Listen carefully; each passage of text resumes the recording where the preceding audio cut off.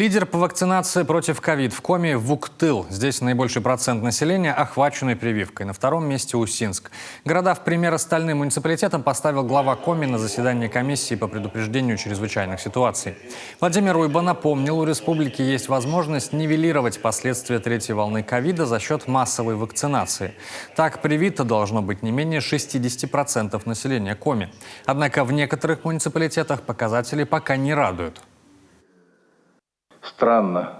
У нас всегда в лидерах Усть-Кулом, да, все возможные и невозможные гранты забирает. Но здесь Усть-Кулом, где один из самых низких процентов. Это Усть-Илым, тоже странно.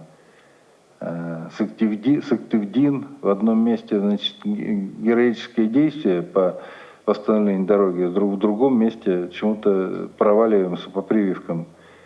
Сосногорск, Печора, ну и Воркута и Ухта, что тоже, в общем, коллеги, для вас неприемлемо, потому что Ухта у нас, например, только-только последние дни перестала соперничать с Сыктывкаром по уровню заболевших. Буквально неделю вы отстали от Сыктывкара, и Сыктывкар вас все-таки перегнал. А так ведь вы все время опережали Сыктывкар, и при этом у вас один из самых низких процентов прививки. В Коми сегодня сделано все для того, чтобы сделать вакцину доступной. Сформировано 115 выездных бригад и 22 выездных прививочных пункта. Сегодня сделать прививку от ковида можно без предварительной записи и без похода в поликлинику, а по пути за продуктами в торговых центрах. К некоторым бригады приезжают прямо на работу. Впрочем, как выясняется, разъяснительная работа на местах идет слабо. Владимир Ильич, уважаемые коллеги, просьба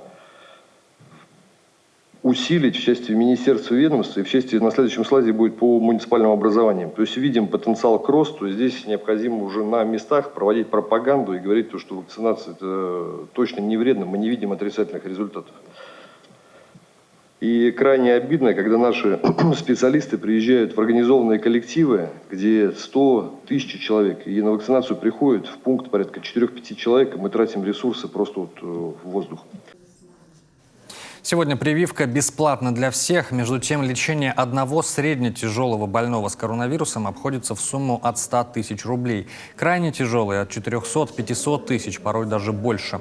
Вот почему важна сознательность всех без исключения. Чиновники, будь то государственного или муниципального уровня, должны стать примером, а потому все они в обязательном порядке должны будут привиться. Такое поручение дает глава Коми.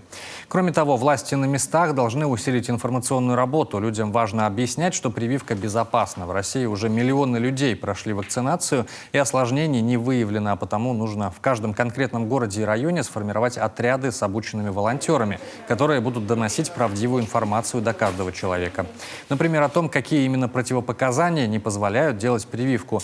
Перечень на самом деле небольшой, в основном это онкологические заболевания. А вот людям с астмой страшиться нечего.